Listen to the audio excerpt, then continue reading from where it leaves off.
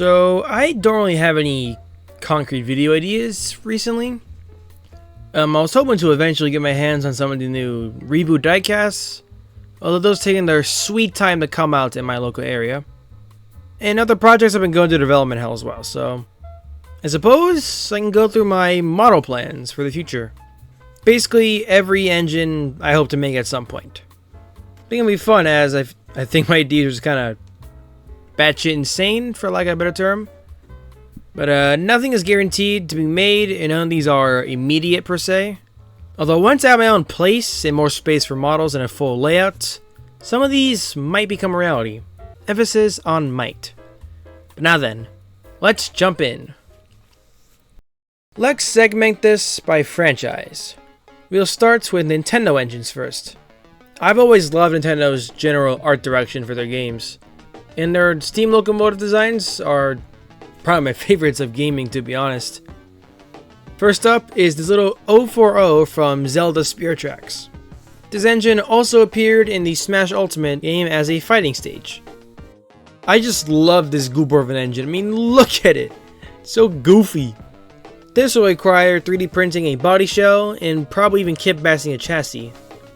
Although I think the Ivor the Engine model that's out there, that chassis is really small and compact, so that might work, but it just depends.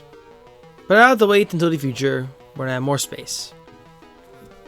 Another Nintendo train I want to make one day is the 440 from Mario Kart 64, the Calamari Desert Train. It has this American design that weirdly works for Nintendo's art direction.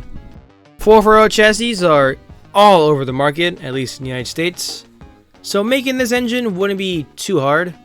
This model will also require a 3D printed shell, or at least mods to a pre-existing model. Hopefully if I'm able to make this, it'll be pretty quick. This next engine is my personal favorite engine from the Nintendo games. It is the Whistle Stop Summit Locomotive. I just love 264s. This engine is beautiful. I mean, just look at it. It looks really good. I feel like it's just very pleasing to the eyes.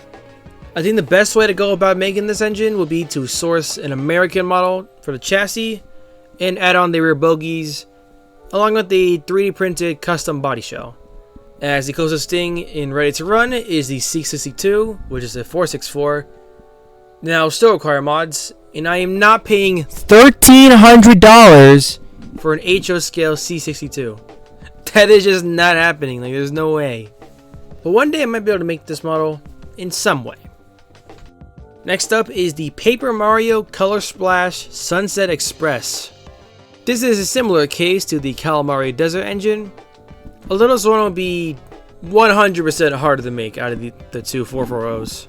It's pretty chunky and has a kind of wonky looking chassis, all things considered. No doubt it'll look cool though, 3D printed body shell and all that, but who knows. Here is the Perplex Express, another engine I plan to make one day, from the also from the Paper Mario series. Another 264, which I love. Although there seems to be no exact basis for this model. Same with the Whistle Stop Summit engine, I'll have to 3D print the body shell and kit bash the chassis. No doubt it'll look cool though. With that, we segue into the next category, Thomas characters. This will be the largest segment of this video, as I have a lot of characters I want to make someday, especially for whenever I do Porter tunes. Let's go through them one by one. Some models I plan to make for the future are Bill and Ben, 2 for 1 in this case. These two would just be simple repaints of the Bagnum models that are on the market. I know I previously said before that they'd be similar to Hawthorne Leslie engines and a little bit larger than their official basis, but I discovered that those are pretty big engines for what they are, so their models will not work. I do not want Bill and Ben to be larger than Percy, so I retconned them back into the Railway Series basis. In all honesty, these are the two most likely to happen the soonest. They are small engines, so they are perfect for my minimal space for new models, but who knows, one day they might become a reality. Hero is a dream model of mine, not to mention his reboot diecast looks just spectacular, like perfect merchandise for Hero. Hero would just be a Kato D51 in HO scale, or if all else fails in trying to acquire one of those, I would use an American a 2 chassis and a 3D printed shell.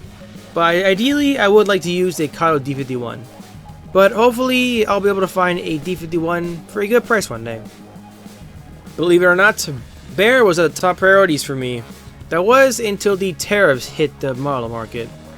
Importing British models became basically impossible for me due to the tariffs, driving up the prices by insane amounts. Like, we're talking almost 30% per model. Like, that's just insane. They have gone down since, but it's still a lot considering there, well, weren't any at all before. But anyways, Bear will be made using either the Helgen Class 35, my ideal choice, or even the Triang model. Although I would prefer to use the Helgen model, as it has more detail and just looks better in my opinion. Whichever I can find for the best price. Molly. Now I know what you're thinking. You already made Molly, why is she here? Well, I attempted to redo her model recently, and I ran into so many obstacles. Mostly with her chassis, it just wouldn't run at all anymore. And painting the model has just been an awful process to deal with. This just discouraged me a lot, and I decided to scrap her current incarnation and eventually start over with a new D16 model. Which will probably not happen for a while, as again, the tariffs are still active, driving model prices up. So Molly will unfortunately have to wait for a comeback. One day though, I'll get back to her. Henry Mark I. Yeah, this one's pretty self-explanatory. And Teres, my Bang & Engine OC. He'll have to use a 9F chassis, ideally tender driven, so now I have to deal with any motors to model around, and an added bogie at the back. The body will have to be entirely 3D printed, as he is a custom Northwestern design in my AU. Hopefully we won't make him. I've always liked big tank engines. Next up is Pug for my model plans. I already have Jinty made, so gotta add Pug to complete the duo, you know. Bertram will be probably one of the most fun models to make once I get around to it. I had Canon Bertram as an 080 tank engine based on these small England kits, so making a body show will be pretty fun. Falcon in his Skarloey Railway Red. For context, Falcon keeps his old name in my AU, but his Skarloey mod stay the same. Once the Bachmancer handle goes down in price, hopefully I'll be able to make the leap and make him.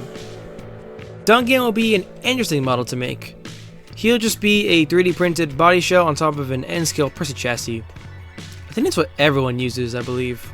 So yeah, pretty simple. Derek will just be a repaint of the Helgen Class 17. However, he'll be painted in the same colors as Bill and Ben. I had Canon Derek as a Sodor Chanakli engine that was purchased after his withdrawal. I think it'll be a fun take on the character. I don't think I've seen a lot of people do unique takes on Derek, or any for that matter. Hopefully they can make him sooner than later. And that's it so far.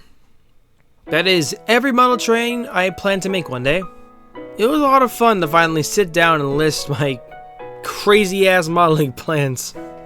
Again, none of these are concrete or guaranteed to happen, but hopefully I'll be able to at least make some of these. Which will likely be after I get my own place. Which can happen between 3 or 4, maybe even 5, who knows. Thank you all very much for watching, and I will see you all same time next week.